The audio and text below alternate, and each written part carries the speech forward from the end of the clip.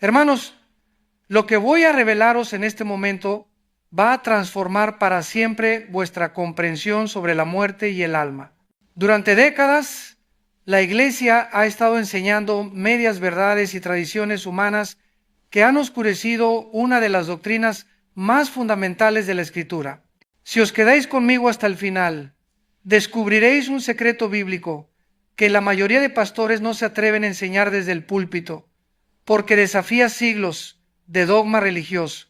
Pero antes de continuar, necesito que me comentéis abajo.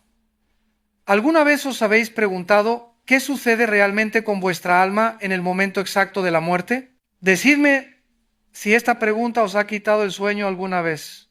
Mirad, durante mis más de 40 años de ministerio, he tenido el privilegio de estar presente en los últimos momentos de vida de cientos de hermanos. He visto cómo algunos partían en paz absoluta, mientras otros luchaban contra un terror inexplicable. He observado rostros que se iluminaban con una gloria celestial segundos antes del último aliento, y otros que se contraían en una angustia que ninguna medicina podía aliviar. Estos momentos me llevaron a escudriñar las Escrituras con una intensidad que jamás había experimentado antes. La muerte, hermanos, no es el final que el mundo pagano nos ha hecho creer. Tampoco es el sueño eterno que algunas sectas enseñan. La muerte es una transición, un paso dimensional que nos lleva de lo temporal a lo eterno, de lo visible a lo invisible, de lo terrenal a lo celestial. Pero para entender verdaderamente qué ocurre con el alma en ese momento crucial, debemos primero comprender qué es el alma según la revelación divina. Cuando Dios formó al hombre del polvo de la tierra y sopló en su nariz aliento de vida, el hombre se convirtió en alma viviente. Fijaos en esto. No dice que el hombre recibió un alma, sino que se convirtió en alma viviente. Esta distinción es fundamental para entender la naturaleza tripartita del ser humano. Somos espíritu, alma y cuerpo, tres dimensiones que funcionan en perfecta armonía mientras habitamos en este tabernáculo terrenal. El alma es el centro de nuestra personalidad, el asiento de nuestras emociones, nuestra voluntad y nuestro intelecto.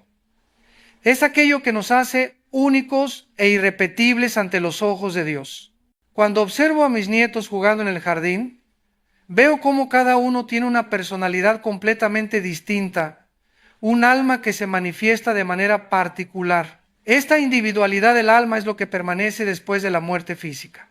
Pero aquí viene la primera revelación que quiero compartir con vosotros. El alma no es inmortal por naturaleza. Esta es una de las mentiras más grandes que se han infiltrado en la teología cristiana. La inmortalidad es un atributo exclusivo de Dios. Solo Él tiene inmortalidad, nos dice Pablo en su primera carta a Timoteo. Nosotros recibimos vida eterna como un regalo, como una gracia inmerecida a través de la fe en Jesucristo. Durante una conferencia en Ciudad de México, un teólogo muy respetado me desafió públicamente sobre este punto. Doctor Alducín me dijo, ¿cómo puede usted negar la inmortalidad natural del alma cuando es una doctrina aceptada por siglos? Mi respuesta fue sencilla pero contundente. Hermano, no importa cuántos siglos haya durado un error, sigue siendo un error. La palabra de Dios es nuestra única autoridad, no las tradiciones de los hombres. Recordad las palabras del Señor Jesús. No temáis a los que matan el cuerpo, mas el alma no pueden matar. Temed más bien a aquel que puede destruir el alma y el cuerpo en el infierno. Si el alma fuera inmortal por naturaleza, ¿cómo podría ser destruida? La capacidad de destrucción implica que el alma, aunque trasciende la muerte física, no es eterna por sí misma. Esta comprensión nos lleva a una verdad profunda. La vida eterna es un regalo que se recibe por fe, no una característica inherente del alma humana. Los que rechazan a Cristo no viven eternamente en tormento. Eventualmente dejan de existir. Esta es la doctrina bíblica del aniquilacionismo, que muchos consideran herética sin siquiera estudiar las Escrituras que la respaldan. Ahora bien, ¿qué sucede con el alma en el momento preciso de la muerte? Esta pregunta ha atormentado a la humanidad desde el principio de los tiempos. Las religiones paganas han creado elaboradas mitologías sobre viajes del alma, reencarnaciones y estados intermedios, pero nosotros no necesitamos especulaciones humanas. Tenemos la revelación clara de la palabra de Dios. Permíteme contaros algo que marcó profundamente mi ministerio. Hace 20 años estaba visitando a un hermano en su lecho de muerte. Era un hombre que había servido fielmente al Señor durante décadas, pero en sus últimas horas estaba lleno de temor. Pastor, me decía, no sé qué me espera del otro lado.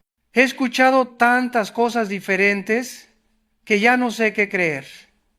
Le tomé de la mano y le leí las palabras del Señor Jesús al ladrón en la cruz. De cierto te digo que hoy estarás conmigo en el paraíso. ¿Captáis la importancia de esta promesa? No le dijo cuando yo regrese o después del juicio final. Le dijo hoy. Esto nos revela que existe una continuidad inmediata de la conciencia después de la muerte para aquellos que mueren en Cristo. El alma no entra en un estado de inconsciencia o sueño, pasa inmediatamente a la presencia del Señor. Pablo lo confirma en su carta a los Filipenses cuando dice: tengo deseo de partir y estar con Cristo, lo cual es muchísimo mejor. ¿Cómo podría ser muchísimo mejor si fuera un estado de inconsciencia? La esperanza del apóstol era partir de este cuerpo y estar inmediatamente con Cristo. No habla de esperar siglos en algún estado intermedio, sino de una transición inmediata a la presencia gloriosa del Salvador. Esta verdad debe llenar de gozo el corazón de todo creyente. La muerte física no es una separación definitiva de Dios, sino un encuentro face a face con aquel que amamos sin haberle visto. Es el momento en que nuestras oraciones se convierten en adoración directa, cuando nuestras lágrimas se transforman en risa celestial, cuando nuestras dudas se desvanecen ante la gloria manifiesta de Cristo. Pero también debemos hablar de lo que sucede con aquellos que mueren sin Cristo. Esta es una realidad que muchos predicadores modernos prefieren ignorar, pero yo no puedo suavizar la verdad de la Escritura. Los que rechazan la salvación no van inmediatamente al cielo, obviamente, pero tampoco van inmediatamente al infierno eterno. Van a un lugar que la Biblia llama Hades, un estado de espera consciente hasta el día del juicio final. Jesús nos enseñó sobre esto en la parábola del rico y Lázaro. El rico muerto estaba consciente, podía ver, sentir y comunicarse. No estaba en el infierno final, sino en un lugar de tormento temporal hasta la resurrección y el juicio. Esta distinción es crucial para entender el plan completo de Dios para la humanidad. Durante mis años de estudio en el seminario, recuerdo vívidamente cuando mi profesor de escatología nos explicó la diferencia entre Hades e infierno. Hermanos, nos decía, Hades es la sala de espera, el infierno es la sentencia final. Hades es temporal, el infierno es eterno para aquellos que persisten en su rebelión contra Dios. Esta enseñanza transformó mi comprensión de la justicia divina. Aquí surge una pregunta que muchos me han hecho a lo largo de los años. ¿Puede el alma arrepentirse después de la muerte?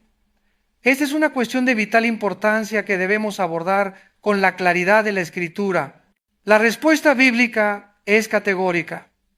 Después de la muerte viene el juicio. No hay segunda oportunidad. No hay purgatorio. No hay posibilidad de cambiar nuestro destino eterno. Hebreos nos dice claramente, está establecido para los hombres que mueran una sola vez y después de esto el juicio. La muerte marca el final de nuestro tiempo de gracia, el cierre de la ventana de oportunidad para la salvación. Por eso es tan urgente el mensaje del Evangelio. Por eso no podemos postergar la decisión más importante de nuestras vidas. Pero permitidme profundizar en algo que revolucionará vuestra comprensión sobre la naturaleza del alma.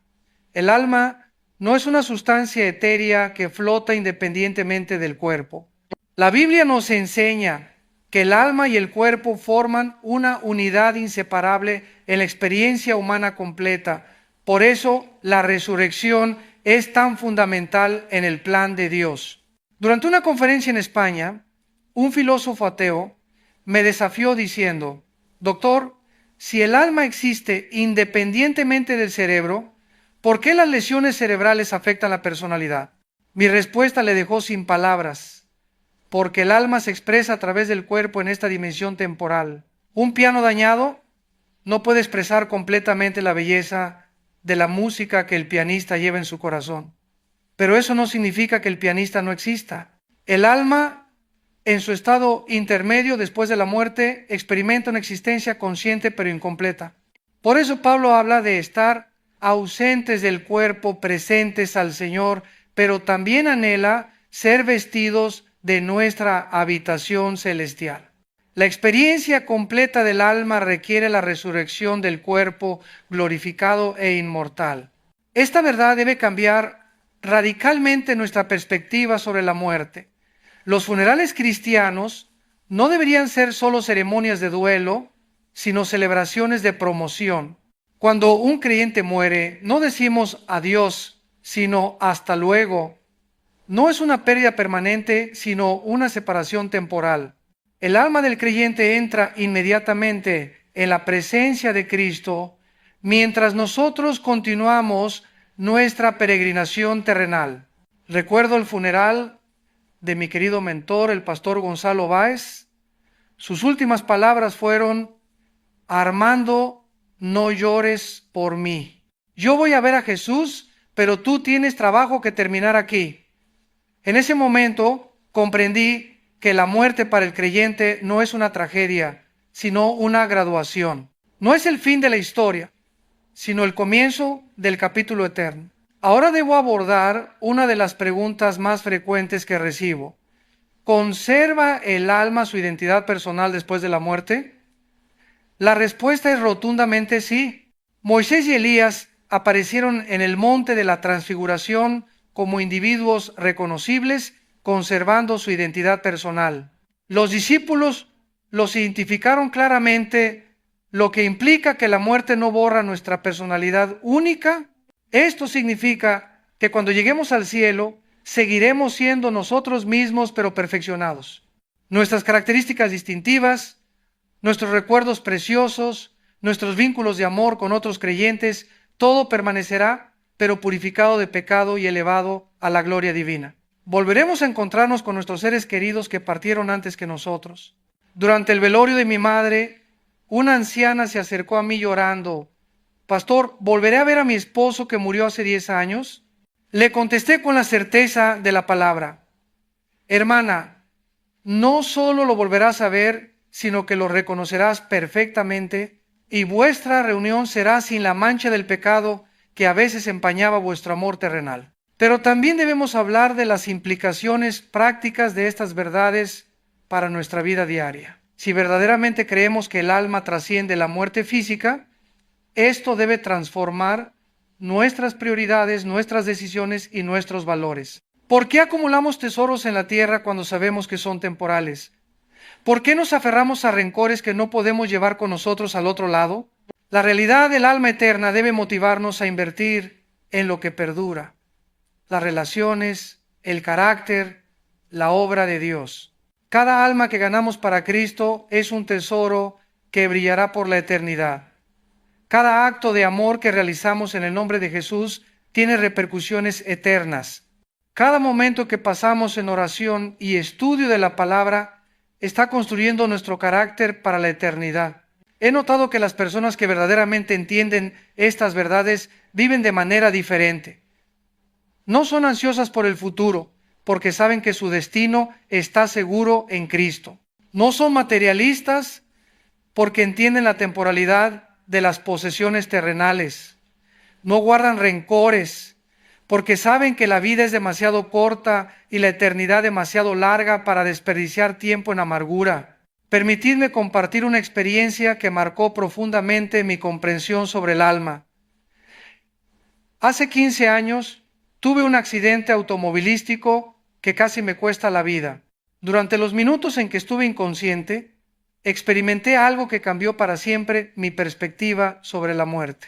Vi una luz que no provenía de ninguna fuente física, sentí una paz que sobrepasaba todo entendimiento y tuve la certeza absoluta de que mi alma existía independientemente de mi cuerpo físico. Cuando desperté en el hospital, el médico me dijo que había estado clínicamente muerto durante 4 minutos, pero yo sabía que mi alma había estado viva, consciente y en presencia de algo infinitamente más grande que este mundo temporal. Esta experiencia no es la base de mi fe, pero confirmó lo que la palabra de Dios ya me había enseñado sobre la naturaleza eterna del alma. Algunos me han preguntado si estas experiencias cercanas a la muerte son confiables como revelación espiritual. Mi respuesta es siempre la misma. La Biblia es nuestra única autoridad infalible. Las experiencias pueden confirmar la verdad bíblica, pero nunca deben contradecirla o añadirle nada. Todo debe ser probado por la Escritura, porque el corazón humano es engañoso sobre todas las cosas. Ahora quiero abordar una cuestión que genera mucha confusión. ¿Qué sucede con las almas de los bebés que mueren sin haber tenido oportunidad de ejercer fe consciente en Cristo? Esta pregunta ha atormentado a padres creyentes durante siglos y debemos abordarla con la compasión de Cristo y la verdad de la Escritura. La Biblia nos enseña que David, después de la muerte de su hijo recién nacido, dijo: yo voy a él, mas él no volverá a mí. Esto implica que esperaba reunirse con su hijo en el otro lado. Además, Jesús dijo que el reino de los cielos es de los que son como niños. Estos pasajes sugieren que Dios, en su gracia soberana, tiene provisión para aquellos que mueren sin capacidad de ejercer fe consciente. Durante mi ministerio, he consolado a cientos de padres que han perdido hijos pequeños. Les aseguro que nuestro Dios, que es amor perfecto y justicia absoluta, no condena a quienes no han tenido oportunidad real de responder al Evangelio. La gracia de Dios es suficiente para cubrir estos casos, aunque no entendamos completamente los mecanismos divinos involucrados. Esta verdad debe llenar de esperanza a los padres que han sufrido la pérdida de un hijo. Sus pequeños no están perdidos para siempre, están en los brazos del Salvador, esperando la reunión gloriosa que vendrá en la resurrección. La muerte de un niño es dolorosa para los que quedamos, pero para el niño es una promoción directa a la presencia de Jesús. Pero no podemos quedarnos solo en las bendiciones de la vida después de la muerte. También debemos considerar las consecuencias eternas de nuestras decisiones presentes. El alma que rechaza a Cristo no simplemente se pierde en algún sentido abstracto, experimenta separación consciente de Dios, que es la fuente de toda vida, gozo y paz. La Biblia describe esta separación como segunda muerte, algo cualitativamente diferente de la muerte física. Es la muerte del alma, la extinción final de la existencia para aquellos que persisten en su rebelión contra Dios. No es tormento eterno consciente, como enseñan algunas tradiciones, sino aniquilación final después del juicio. Esta doctrina del aniquilacionismo no disminuye la seriedad del juicio divino, la intensifica. La pérdida total de la existencia, el fin definitivo de toda oportunidad y experiencia, es una consecuencia tan terrible que debería motivarnos a la evangelización urgente. Cada persona que muere sin Cristo pierde no solo esta vida, sino la posibilidad misma de existir por la eternidad. He predicado esta verdad en más de 50 países y siempre genero controversia. Doctor Alducín, me dicen, ¿cómo puede usted negar el infierno eterno? Mi respuesta es siempre la misma. No niego el juicio eterno. Afirmo que la muerte eterna es precisamente eso. Muerte, no vida eterna en tormento. La diferencia es crucial para entender el carácter de Dios. Un Dios de amor infinito no puede torturar conscientemente a sus criaturas por la eternidad. Pero un Dios de justicia perfecta no puede permitir que la rebelión persista para siempre. La solución divina es la aniquilación final, el cese completo de la existencia para aquellos que rechazan la vida eterna ofrecida gratuitamente en Cristo. Esta perspectiva debe transformar nuestra evangelización. No predicamos para salvar a las personas del tormento eterno, sino para ofrecerles vida eterna frente a la alternativa de la inexistencia final. Es una diferencia sutil pero profunda que afecta cómo presentamos el Evangelio y cómo entendemos el carácter de Dios. Recordad las palabras de Jesús. Dios amó tanto al mundo que dio a su Hijo unigénito, para que todo aquel que en Él cree no se pierda, mas tenga vida eterna. La alternativa a la vida eterna no es la existencia eterna en tormento, sino perderse completamente. Es la diferencia entre ser y no ser, entre existir y no existir. Durante una conferencia en Argentina, un pastor me preguntó: Doctor, si los malvados serán finalmente aniquilados, ¿dónde está la justicia para sus víctimas? Mi respuesta fue clara. La justicia divina no requiere sufrimiento eterno, requiere castigo proporcional seguido de eliminación final del mal. Dios no necesita torturar a sus enemigos para vindicar su justicia. Basta con que dejen de existir. Esta comprensión debe llenar de gozo nuestros corazones. El mal no será eterno, el sufrimiento tendrá fin. La rebelión contra Dios será finalmente erradicada del universo. Solo permanecerá lo bueno, lo bello, lo santo. Solo permanecerán aquellos que han elegido la vida eterna a través de la fe en Jesucristo. Ahora quiero hablaros sobre cómo esta comprensión del alma y la muerte debe afectar nuestra preparación para la eternidad. Si sabemos que nuestras almas trascienden la muerte física, debemos invertir tiempo y energía en el desarrollo del carácter eterno. Los músculos se debilitan, la mente puede fallar, pero el alma que se alimenta de la palabra de Dios se fortalece continuamente. La preparación para la muerte no es mórbida, es la sabiduría más práctica que podemos desarrollar. Todos vamos a morir físicamente. Es una cita ineludible que cada alma humana debe enfrentar. Pero podemos elegir si esa transición será hacia la vida eterna con Cristo o hacia la separación final de Dios. Cada día que vivimos es una oportunidad para fortalecer nuestra alma. Cada momento de oración es un ejercicio espiritual que prepara nuestra alma para la eternidad.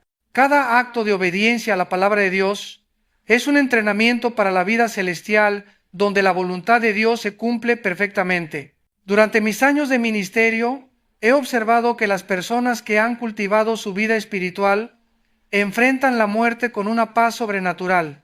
Han aprendido a vivir en la dimensión del espíritu mientras habitaban en el cuerpo físico. Para ellos, la muerte es simplemente quitar las limitaciones temporales que impedían la comunión plena con Dios.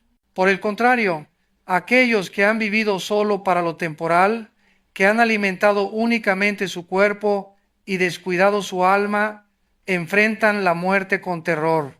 Intuyen que van hacia lo desconocido sin preparación. Como estudiantes que van a un examen sin haber estudiado la materia. Esta realidad debe motivarnos a una vida de preparación constante. No sabemos cuándo será nuestro último día en este cuerpo. No sabemos cuándo nuestras almas serán llamadas a comparecer ante el tribunal de Cristo. Lo único que sabemos es que ese momento llegará y debemos estar preparados. La preparación incluye tener nuestras cuentas claras con Dios y con nuestros semejantes. Incluye vivir cada día como si fuera el último, no con irresponsabilidad, sino con prioridades eternas. Incluye cultivar relaciones que trascienden la muerte física, especialmente nuestra relación con Jesucristo. Permitidme compartir una anécdota personal que ilustra este punto. Mi padre murió cuando yo tenía 20 años, en una época en que mi fe era débil y mis prioridades estaban completamente desordenadas. Su muerte me golpeó como un martillo, no solo por la pérdida emocional, sino porque me di cuenta de que yo no estaba preparado para enfrentar esa realidad.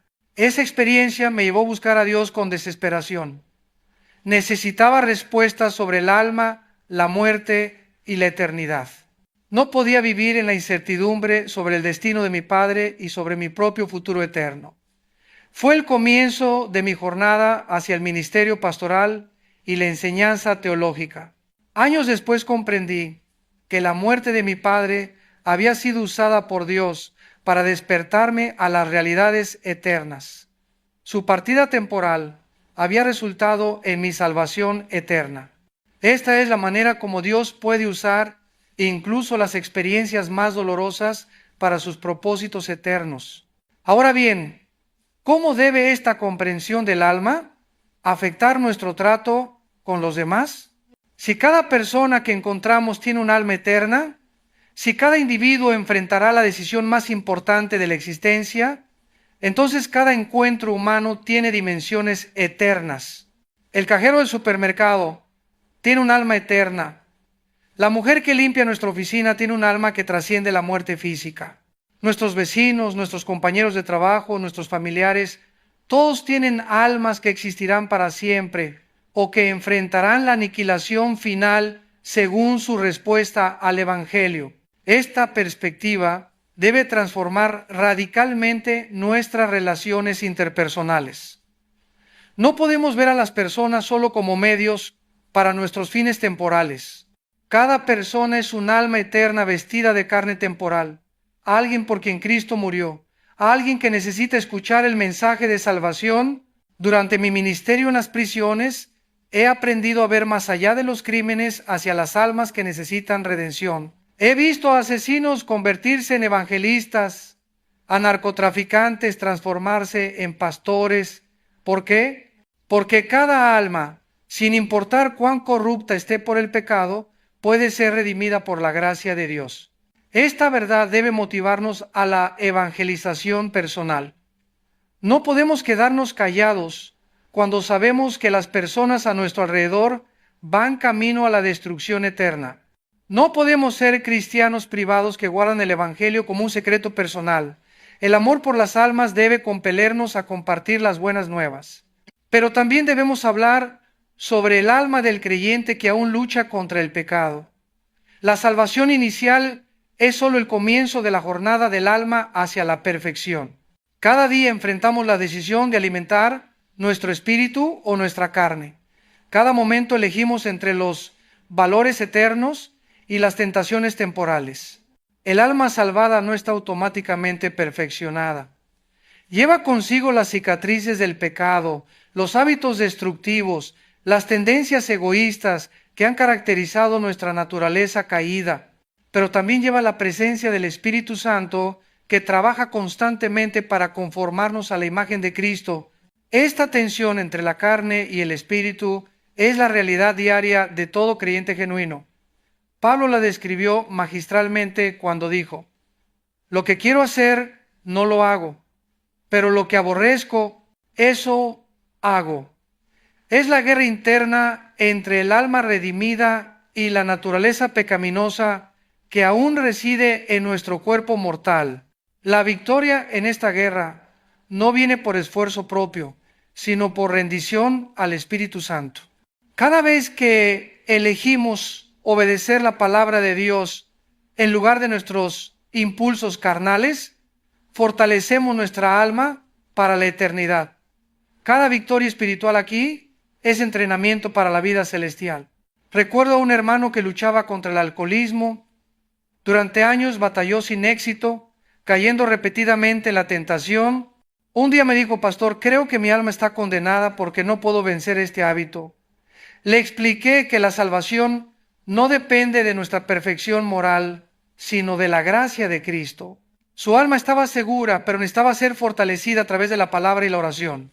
Gradualmente, Este hermano aprendió a alimentar su alma con la verdad bíblica en lugar de alimentar su carne con alcohol. No fue una transformación instantánea, sino un proceso de crecimiento espiritual que duró varios años. Pero eventualmente experimentó la victoria completa, no por fuerza de voluntad, sino por el poder transformador del Espíritu Santo. Esta historia ilustra algo fundamental. El alma del creyente tiene poder para vencer cualquier adicción, cualquier hábito destructivo, cualquier patrón de pecado, pero debe ser fortalecida constantemente a través de los medios de gracia que Dios ha provisto: la palabra, la oración, la comunión con otros creyentes.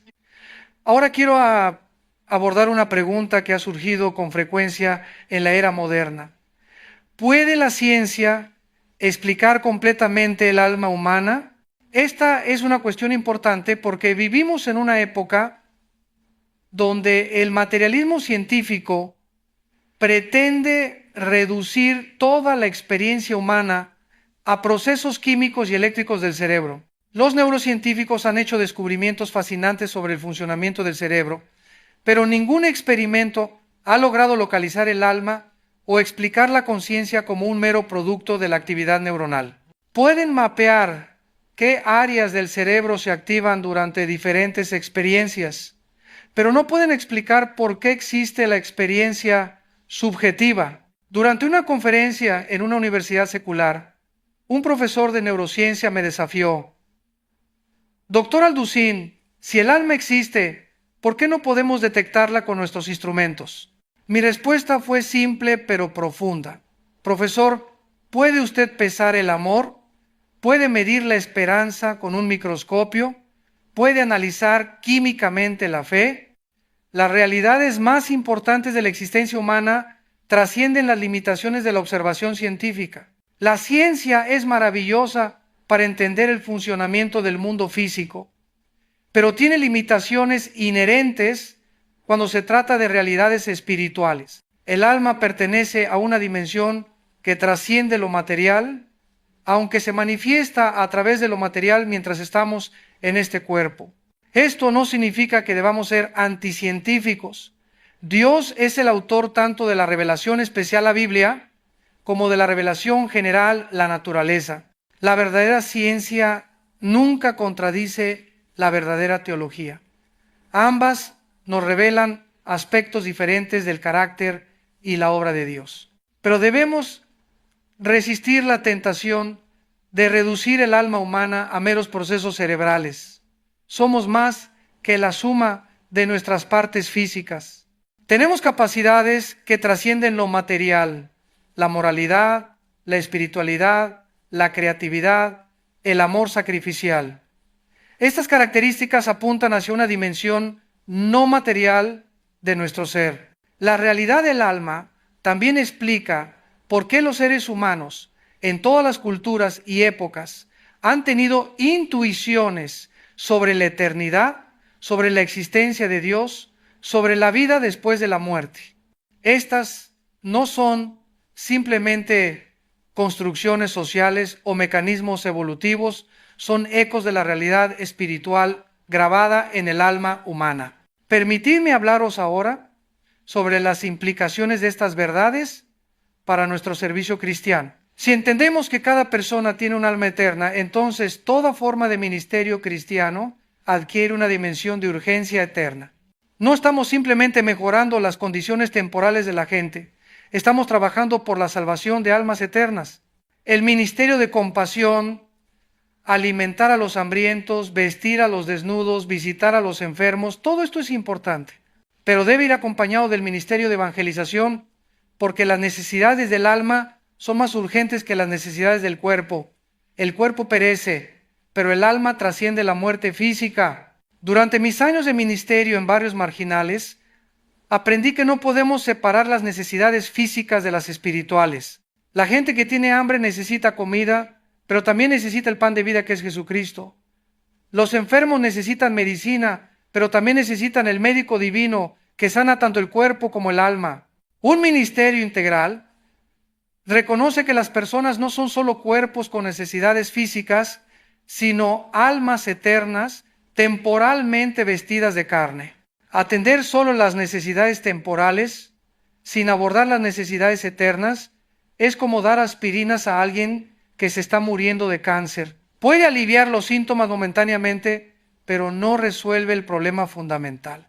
He visto organizaciones cristianas que se han desviado hacia el mero activismo social, olvidando la dimensión eterna de su misión. Por supuesto que debemos alimentar a los hambrientos, pero si no les ofrecemos también el alimento espiritual, estamos fallando en lo más importante. Estamos salvando sus cuerpos para esta vida, mientras sus almas se pierden para la eternidad. Esta comprensión debe también transformar nuestra perspectiva sobre el sufrimiento humano. Cuando vemos las tragedias que azotan nuestro mundo, las guerras, las enfermedades, las injusticias, debemos recordar que todo esto es temporal. El sufrimiento del cuerpo, por terrible que sea, tiene límites temporales, pero el destino del alma es eterno. No minimizo el dolor real que experimentan las personas en este mundo caído. He llorado junto a madres que han perdido hijos, he consolado a familias destruidas por la violencia, he abrazado enfermos terminales en sus últimos momentos. El sufrimiento es real y terrible, pero también es temporal para aquellos cuyas almas están seguras en Cristo. Durante el terremoto que devastó México en 1985, pasé semanas trabajando entre los escombros, ayudando a rescatar sobrevivientes y consolar a los deudos. Fue una experiencia que marcó profundamente mi ministerio. Vi cómo en momentos de tragedia extrema, las prioridades eternas del alma se volvían súbitamente claras para muchas personas. En medio de los escombros, hombres que nunca habían orado comenzaron a clamar a Dios. Mujeres que habían vivido vidas completamente seculares empezaron a preguntarse sobre la eternidad. La proximidad de la muerte física despertó en sus almas la conciencia de realidades espirituales que habían ignorado durante años. Esta es una de las maneras como Dios usa incluso las tragedias para despertar las almas adormecidas.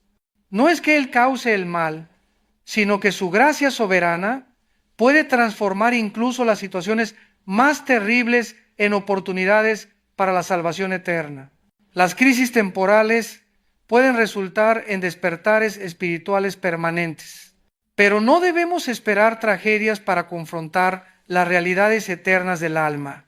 Cada día que vivimos es una oportunidad para crecer espiritualmente, para fortalecer nuestra fe, para prepararnos para el encuentro con nuestro Creador.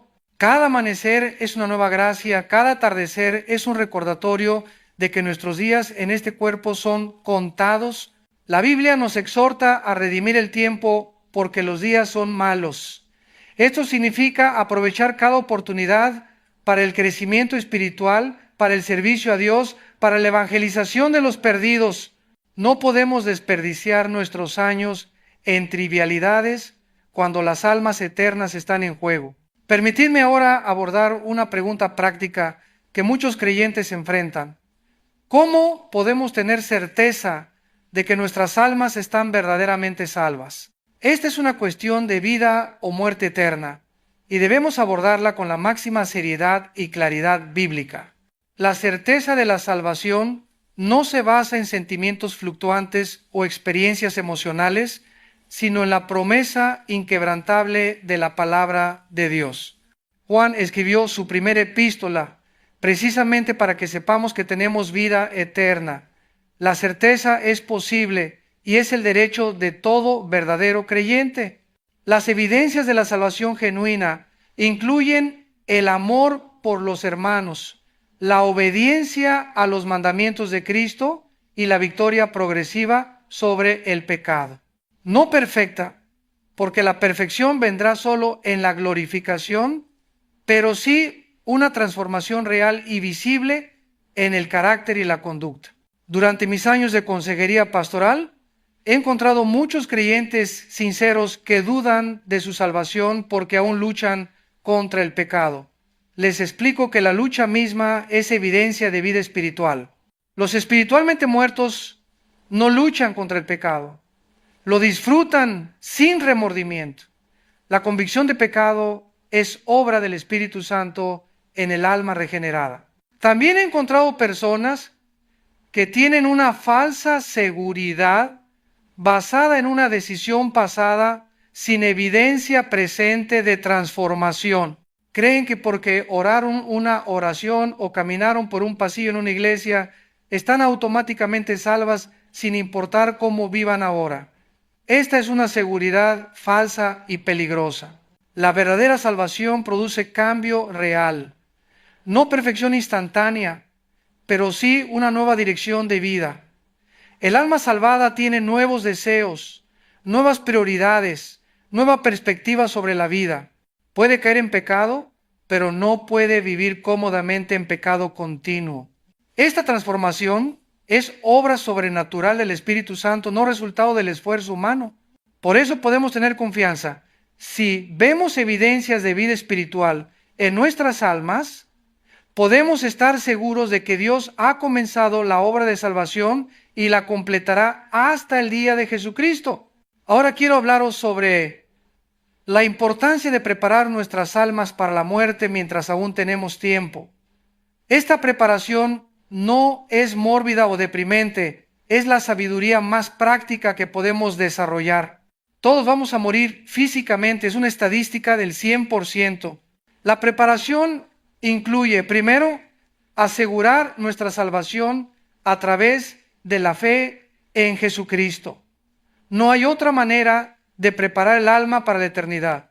Todas las religiones humanas, todas las filosofías, todos los esfuerzos morales son insuficientes.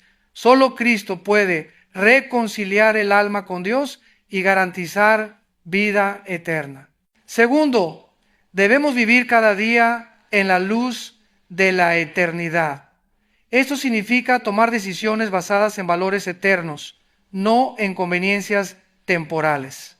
Significa invertir en lo que perdura, el carácter, las relaciones, la obra de Dios. Significa rechazar las tentaciones que pueden dañar nuestra alma por placeres momentáneos. Tercero, debemos cultivar una vida de oración y estudio bíblico que fortalezca nuestra alma para enfrentar los desafíos de la vida y las tentaciones del enemigo. El alma que se alimenta regularmente de la palabra de Dios desarrolla discernimiento espiritual y resistencia moral. Durante una conferencia en Colombia conocí a un anciano pastor que había servido fielmente durante 60 años. Le pregunté cuál era su secreto para mantener la fe a través de tantas décadas de ministerio. Su respuesta fue simple pero profunda. Hermano Armando, cada día he vivido como si fuera el último, pero he planificado como si fuera a vivir 100 años más. Esta perspectiva equilibrada es crucial para la salud del alma. Vivir con urgencia eterna, pero también con responsabilidad temporal. Estar preparados para partir en cualquier momento, pero también comprometidos con nuestras responsabilidades presentes mientras Dios nos mantenga en este mundo. La preparación del alma también incluye resolver conflictos pendientes, perdonar ofensas pasadas y reconciliarnos con aquellos a quienes hemos herido. No podemos llevar rencores o culpas al otro lado. El alma debe estar limpia ante Dios y en paz con los hombres. He visto personas en sus lechos de muerte que no podían partir en paz porque tenían asuntos sin resolver, padres que no habían perdonado a hijos rebeldes, esposos que cargaban culpas de infidelidades pasadas, amigos que habían roto relaciones por orgullo. Estos conflictos no resueltos atormentaban sus almas en los momentos finales. Por eso es crucial mantener nuestras cuentas claras día a día, no acumular amargura, no postergar el perdón, no guardar secretos que destruyen la paz del alma. Vivir con transparencia ante Dios y con integridad ante los hombres es la mejor preparación para enfrentar la muerte. Quiero también abordar el tema de cómo esta comprensión del alma debe afectar nuestra actitud hacia el envejecimiento y la enfermedad. En una cultura obsesionada con la juventud y la salud física, los creyentes deben tener una perspectiva radicalmente diferente sobre estos procesos naturales. El envejecimiento del cuerpo no es una tragedia para el alma redimida, es una preparación para la glorificación. Cada arruga es un recordatorio de que nuestro verdadero hogar no está en este mundo. Cada dolor físico nos recuerda que anhelamos un cuerpo glorificado que no conocerá enfermedad ni debilidad.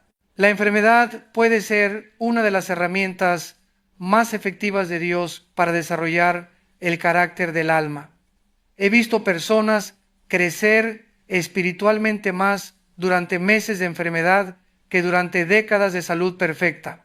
El sufrimiento físico puede profundizar la fe, desarrollar la paciencia y fortalecer la esperanza en la resurrección.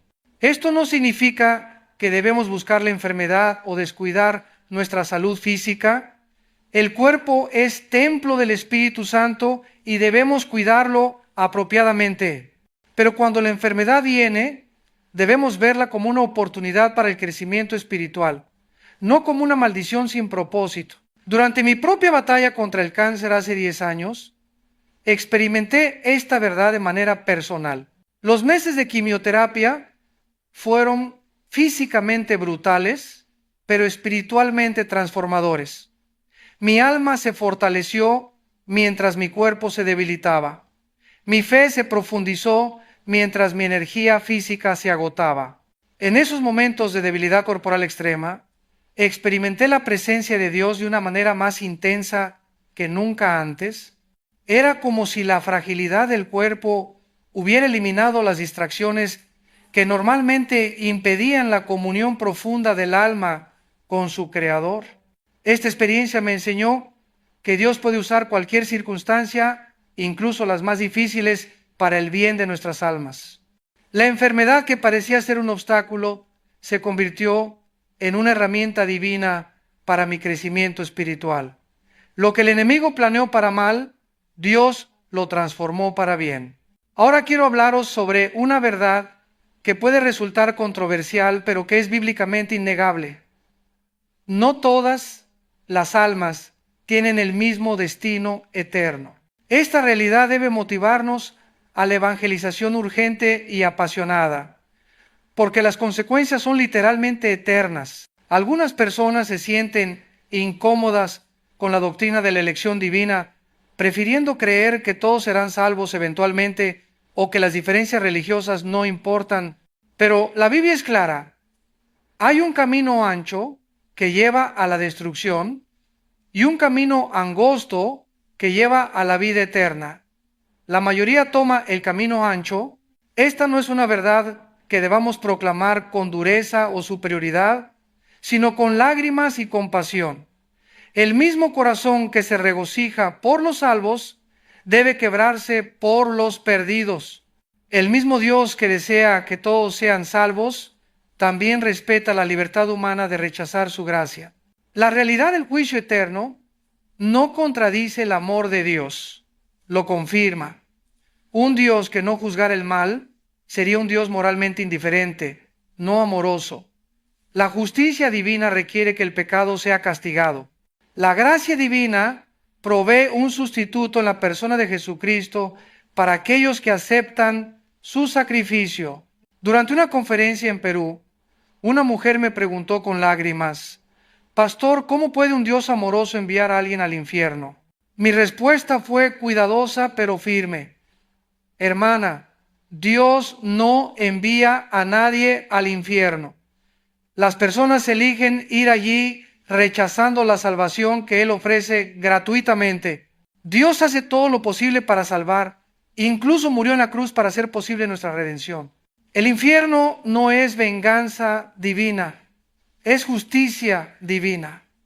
No es sadismo celestial, es el respeto de Dios por la libertad humana llevado a su conclusión lógica. Aquellos que persisten en rechazar a Dios finalmente reciben lo que han elegido: separación eterna de Él. Pero recordad que según la Escritura, esta separación culmina en aniquilación, no en tormento eterno. Los malvados serán destruidos completamente, cesando de existir. Solo los justos tendrán vida eterna. Esta es la doctrina bíblica de la inmortalidad condicional, que muchos han abandonado por tradiciones humanas. Esta verdad debe urgir nuestros esfuerzos evangelísticos. Cada día que pasa sin que compartamos el Evangelio con los perdidos es un día menos que tienen para responder a la gracia de Dios. No sabemos cuándo será demasiado tarde para cada persona individual. La evangelización no es solo responsabilidad de los pastores y misioneros, es el llamado de todo creyente. Cada alma salvada tiene la responsabilidad de compartir el mensaje que salvó su propia alma. No podemos guardar silencio cuando conocemos el único camino de salvación. Permitidme contaros sobre un encuentro que cambió mi perspectiva sobre la evangelización personal. Hace 20 años, en un vuelo a Europa, me senté junto a un empresario exitoso que parecía tenerlo todo: riqueza, poder, prestigio. Durante la conversación, descubrí que su alma estaba vacía y desesperada. Al principio dudé si debía hablarle sobre el Evangelio. Era obviamente una persona educada y sofisticada. No se ofendería si le hablaba de Jesucristo, pero el Espíritu Santo me impulsó a compartir, y para mi sorpresa, este hombre estaba hambriento de verdad espiritual. Durante ese vuelo de 8 horas, tuve el privilegio de guiarlo a los pies de Cristo. Años después, se convirtió en un evangelista laico poderoso que ha llevado cientos de almas al reino. Todo porque alguien se atrevió a hablarle a su alma sobre las realidades eternas. Esta experiencia me enseñó que nunca sabemos cuándo alguien está preparado para recibir el Evangelio. Nuestro trabajo no es juzgar quién está listo. Nuestro trabajo es ser fieles en compartir el mensaje y permitir que el Espíritu Santo haga la obra de convicción en las almas. Cada persona que encontramos es una oportunidad potencial para la evangelización. Cada conversación casual puede convertirse en una conversación eterna. Cada relación humana tiene dimensiones que trascienden lo temporal si tenemos ojos para verlas y valor para actuar. Pero la evangelización efectiva requiere que nuestras propias almas estén en comunión íntima con Dios. No podemos dar lo que no tenemos. No podemos guiar a otros hacia una relación con Cristo que nosotros mismos no estamos cultivando activamente. Por eso la vida devocional personal es tan crucial para todo creyente. No es solo para nuestro crecimiento espiritual individual, es preparación para el ministerio hacia otros. El alma que se alimenta regularmente de la palabra y la oración desarrolla sensibilidad espiritual para discernir las oportunidades de testimonio. Durante mis años de ministerio, he observado que los creyentes más efectivos en la evangelización son aquellos que tienen vidas devocionales más profundas. No porque sean más talentosos o preparados académicamente, sino porque sus almas están sintonizadas con la frecuencia del Espíritu Santo. La oración intercesora es particularmente importante para la evangelización. Antes de hablar a las personas sobre Dios, debemos hablar a Dios sobre las personas.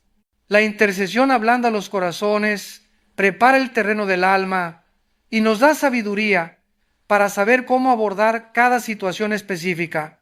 Ahora quiero abordar un aspecto de la vida del alma que es frecuentemente descuidado: la importancia de la comunión con otros creyentes para el crecimiento espiritual. El alma cristiana no fue diseñada para vivir en aislamiento. Necesita la nutrición que viene de la fellowship genuina con otros seguidores de Cristo.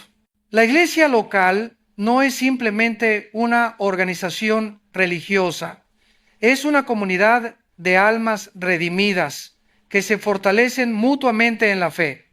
Cuando nos congregamos para adorar, estudiar la palabra y compartir nuestras vidas, nuestras almas se nutren de maneras que no pueden ser replicadas en la devoción solitaria. He conocido muchos creyentes que intentan mantener su fe sin participar activamente en una iglesia local. Inevitablemente sus almas se debilitan espiritualmente, se vuelven vulnerables a las dudas, las tentaciones y las filosofías mundanas porque han perdido el fortalecimiento que viene de la comunidad cristiana. La vida cristiana es tanto individual como corporativa. Necesitamos tiempo personal con Dios, pero también necesitamos tiempo corporativo con el pueblo de Dios. El alma crece mejor en el contexto de relaciones saludables con otros creyentes que pueden animarnos, corregirnos y desafiarnos en nuestra jornada espiritual. Durante mi ministerio pastoral, he visto cómo la comunión cristiana genuina puede transformar vidas de maneras milagrosas. Personas tímidas que descubren dones de liderazgo, individuos heridos que encuentran sanidad a través del amor fraternal, creyentes débiles que se fortalecen mediante el ejemplo de hermanos maduros. Esta comunión debe ir más allá de reuniones religiosas superficiales. Debe incluir relaciones profundas, donde podamos ser vulnerables sobre nuestras luchas, donde podamos recibir consejo bíblico en tiempos de dificultad, donde podamos celebrar juntos las victorias que Dios nos concede. El alma que se aísla de la comunidad cristiana se vuelve susceptible al orgullo espiritual, al error doctrinal y al enfriamiento gradual de la pasión por Dios. Necesitamos la corrección amorosa de hermanos maduros, el ánimo de compañeros de fe y la responsabilidad mutua que viene de relaciones cristianas auténticas. Esto no significa que debemos ser dependientes de otros para nuestra estabilidad emocional o espiritual. Nuestra dependencia principal debe ser de Dios, pero Él ha ordenado que crezcamos en el contexto de la comunidad cristiana, no en aislamiento religioso. La participación activa en una iglesia local sana debe ser una prioridad para todo creyente serio. No solo asistir a servicios como espectador, sino involucrarse en el ministerio, contribuir con dones y talentos y desarrollar relaciones significativas con otros miembros del cuerpo de Cristo.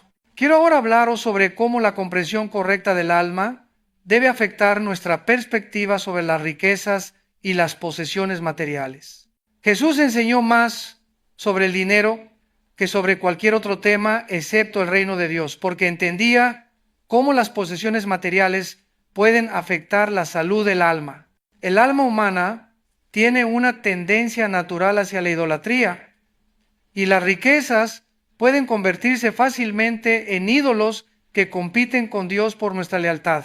No es que el dinero sea inherentemente malo, sino que puede convertirse en una trampa que enreda el alma en preocupaciones y deseos que la alejan de Dios. Pablo advirtió que el amor al dinero es la raíz de todos los males y que aquellos que quieren enriquecerse caen en tentación y lazo.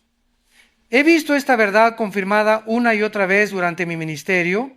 Personas que comenzaron bien espiritualmente, pero que se corrompieron cuando las riquezas se convirtieron en su prioridad principal. El problema no es tener dinero. El problema es que el dinero nos tenga a nosotros. Hay creyentes ricos que usan sus recursos para la gloria de Dios y el avance del reino. Y hay personas pobres que son codiciosas y materialistas en su corazón. La cuestión no es la cantidad de posesiones, sino la actitud del alma hacia las posesiones. Durante una conferencia en Miami, conocí a un millonario que había perdido su fortuna en una crisis económica. Me dijo: pastor, pensé que perdería la fe cuando perdí el dinero, pero descubrí algo sorprendente. Mi alma nunca había estado más en paz. Las riquezas eran una carga que no me daba cuenta que estaba llevando. Esta experiencia ilustra una verdad profunda. Las posesiones materiales pueden ser una distracción del alma, incluso cuando no se convierten en ídolos abiertos. Requieren tiempo, energía y atención que podrían estar dedicados a prioridades eternas. Pueden crear ansiedades y preocupaciones que roban la paz del alma. Por eso Jesús enseñó que es difícil para los ricos entrar en el reino de Dios. No imposible, pero difícil, porque las riquezas tienden a crear una falsa sensación de seguridad que puede sustituir la dependencia de Dios. El alma rica puede engañarse pensando que no necesita a Dios porque puede comprar soluciones para sus problemas. La perspectiva cristiana sobre las posesiones debe ser radicalmente diferente de la perspectiva mundana. Debemos vernos como administradores, no como propietarios. Todo lo que tenemos es un préstamo de Dios que debemos usar para su gloria y el bien de otros, especialmente para la extensión del reino. Esta perspectiva libera el alma de la ansiedad y la codicia que caracterizan a aquellos que ven las posesiones como su seguridad. También nos motiva a la generosidad, porque entendemos que dar es simplemente transferir recursos de una cuenta terrenal temporal a una cuenta celestial eterna. La generosidad es una de las disciplinas espirituales más importantes para la salud del alma. Cuando damos sacrificialmente, rompemos el poder del materialismo sobre nuestros corazones. Cuando contribuimos al reino de Dios, almacenamos tesoros en el cielo donde ni la polilla ni el orín corrompen. He observado que los creyentes más gozosos y con mayor paz son frecuentemente aquellos que han aprendido a dar generosamente, no porque tengan más dinero, sino porque han roto las cadenas del materialismo que esclavizan tantas almas. Han descubierto la bendición de ser canales de la gracia de Dios hacia otros. Esto no significa que debemos vivir en pobreza voluntaria o descuidar nuestras responsabilidades familiares. Significa que debemos mantener nuestras posesiones en perspectiva apropiada, usándolas como herramientas para servir a Dios en lugar de permitir que se conviertan en nuestros maestros. Ahora quiero abordar una pregunta que surge frecuentemente. ¿Cómo puede el alma encontrar propósito y significado en un mundo que parece cada vez más caótico y sin dirección? Esta es una pregunta existencial que atormenta a millones de personas, incluyendo a muchos creyentes que luchan con sentimientos de insignificancia. La respuesta se encuentra en entender que cada alma tiene un propósito único en el plan eterno de Dios. No somos accidentes cósmicos o productos casuales de procesos evolutivos sin dirección. Somos creaciones intencionales de un Dios que tiene planes específicos para cada vida individual. Este propósito trasciende las circunstancias temporales. No importa cuán pequeña o insignificante pueda parecer nuestra vida desde una perspectiva humana.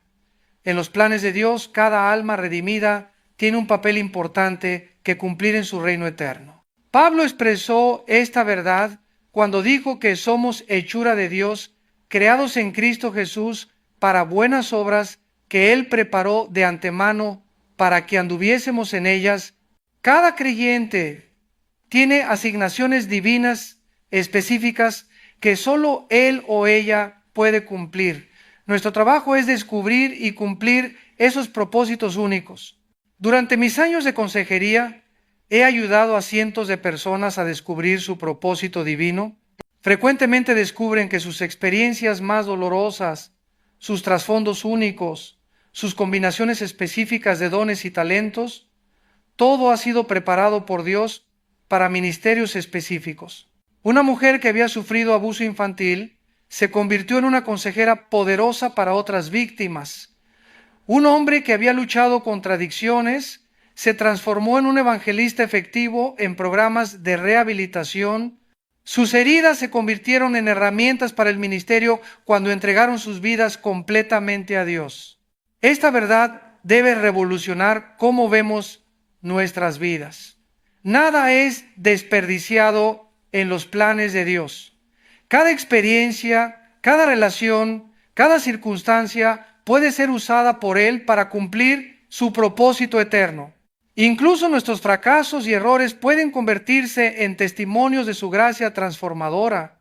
El alma que comprende su propósito divino encuentra significado incluso en las circunstancias más difíciles. Los problemas se convierten en oportunidades para crecer. Las dificultades se transforman en plataformas para demostrar la fidelidad de Dios. Los sufrimientos se ven como preparación para ministerios futuros.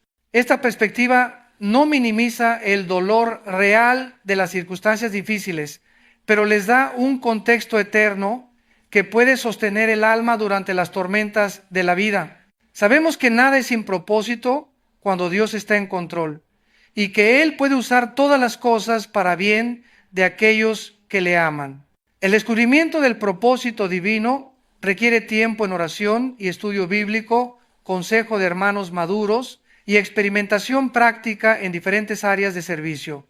No viene como una revelación instantánea, sino como un proceso gradual de crecimiento y descubrimiento. Pero una vez que el alma encuentra su propósito divino, experimenta una satisfacción que trasciende las circunstancias temporales. Hay gozo en saber que nuestra vida tiene significado eterno, que estamos contribuyendo al plan maestro de Dios para la historia humana. Hermanos, quiero cerrar estas enseñanzas con una exhortación práctica que puede transformar vuestras vidas si la aplicáis fielmente. Hemos explorado la naturaleza del alma, el misterio de la muerte y las realidades de la eternidad. Pero todo este conocimiento teológico debe traducirse en decisiones prácticas que afecten cómo vivís cada día. Primero, si hay alguna duda sobre la salvación de vuestra alma, resolved esa cuestión hoy mismo. No posterguis la decisión más importante de vuestra existencia. La muerte puede llegar sin aviso y después será demasiado tarde. Arrepentíos de vuestros pecados y confiad en Jesucristo como vuestro Salvador personal. Segundo, si ya sois creyentes, comprometeos a vivir cada día en la luz de la eternidad. Que vuestras decisiones diarias reflejen vuestra comprensión de que sois almas eternas temporalmente vestidas de carne. Invertid en lo que perdura, vuestro carácter, vuestras relaciones, vuestra relación con Dios. Tercero, desarrollad una disciplina diaria de oración y estudio bíblico que fortalezca vuestra alma para los desafíos de la vida. No permitáis que las presiones temporales os distraigan de las prioridades eternas. Alimentad vuestra alma con la palabra de Dios, tanto como alimentáis vuestro cuerpo con comida física. Cuarto, comprometeos activamente con una iglesia local donde podáis crecer espiritualmente y servir a otros. Vuestras almas necesitan la nutrición que viene de la comunión cristiana genuina. No intentéis vivir la vida cristiana en aislamiento. Quinto, vivid con generosidad, usando vuestros recursos para la gloria de Dios y el bien de otros. Romped las cadenas del materialismo que pueden esclavizar vuestra alma. Recordad que sois administradores, no propietarios de lo que tenéis. Sexto, compartid el Evangelio con aquellos que Dios pone en vuestro camino. Cada persona que conocéis tiene un alma eterna que necesita escuchar sobre Jesucristo. No guardéis silencio cuando conocéis el único camino de salvación. Finalmente, vivid cada día como si pudiera ser el último, pero planificad como si fuerais a vivir muchos años más. Mantened vuestras cuentas claras con Dios y con los hombres. Perdonad las ofensas, resolved los conflictos y vivid en paz con todos en cuanto dependa de vosotros. El alma es la parte más preciosa de vuestro ser. Es lo que os hace únicos ante Dios, lo que trasciende la muerte física, lo que existirá para siempre en la presencia de Cristo si habéis confiado en Él para salvación. Cuidadla bien, porque las decisiones que tomáis en esta vida temporal tienen consecuencias en la eternidad. Mi desafío para vosotros esta semana es simple pero transformador. Elegid una persona específica en vuestra vida que necesita escuchar el Evangelio y comprometeos a orar por esa persona diariamente. Pedid a Dios que abra su corazón y que os dé sabiduría y oportunidad para compartir el mensaje de salvación. También os desafío a leer el Evangelio de Juan durante los próximos 2 semanas, meditando especialmente en lo que enseña sobre la vida eterna. Permitid que la palabra de Dios profundice vuestra comprensión de las realidades eternas que hemos explorado juntos. Finalmente, os animo a compartir estos conceptos con vuestra familia y amigos. Las verdades sobre el alma y la muerte no deben quedar encerradas en nuestros corazones, sino ser proclamadas a todos aquellos que necesitan esperanza en medio de un mundo que camina hacia la destrucción. Recordad siempre que Cristo viene pronto. Los eventos mundiales que observamos diariamente nos confirman que estamos en los últimos tiempos. Las señales proféticas se cumplen ante nuestros ojos y el tiempo de gracia se acorta cada día que pasa. Por eso la urgencia de estas verdades no puede ser subestimada.